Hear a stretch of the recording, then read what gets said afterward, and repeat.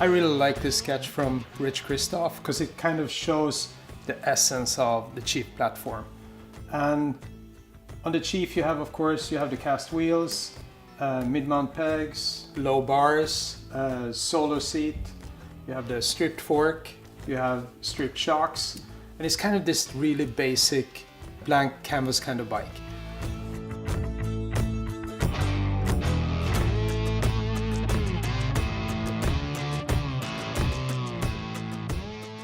Customizing being such an important part of the whole project. I mean, I constantly kept repeating customizing is key.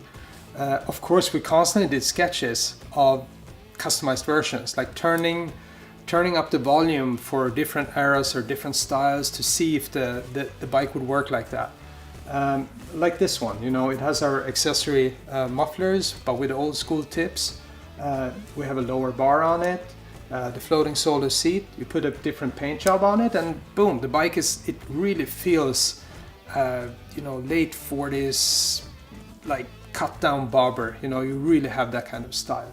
Or if you want to go a little bit forward and, you know, like late 50s, early 60s, you know, you put a flame job on that bike, you add some more chrome, another set of accessory mufflers and tips. You have our floating solo seat, maybe different upholstery, maybe add some thin white wall stripe tires, and all of a sudden you have again yet another totally different flavor. And this is kind of the essence of the whole customizing is key. Like you add those little elements, you turn some knobs, and you get just the feeling that the bike belongs in a different era or a different personality. You give it a different personality that really fits you, and that's what it's all about. You know, the perfect blank canvas.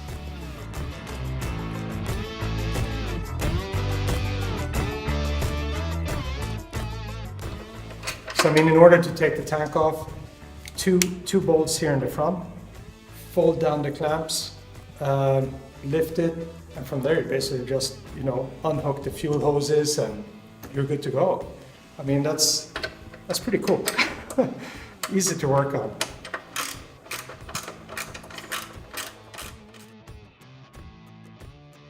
Tank is just attached with two bolts in the front, and once those are off, you can basically, yeah, just flip it out, and now you see how much work we actually put in on the back side of this. On the, you know, you can take the tank off and you're not going to get depressed. It's a nice clean steel frame. All the cables are routed inside, and it's just, you know, you want to put a small peanut tank or whatever on it. It's just good to go. And yeah, it takes a lot of work to do this, but I think it's totally worth it. This was super important. Like, customizing is key. That's what we said throughout the whole project. So everything should be super easy to work on, easy to understand how it goes together. You should see the nuts and bolts that holds the parts in place. You know, simple, mechanical, raw, and yeah, super easy to take apart. It always amazes me in today's industry how hard it is to keep things simple. You know, it's very easy to complicate things, but very complicated to keep it simple. So, you know, we went through a lot of work just to keep it nice and clean, keep it tidy, you know, everything easy to access. You understand how things goes together, and, you know, easy to work on it. And this is a bike that, you know, it should look good naked, and it should look good fully dressed.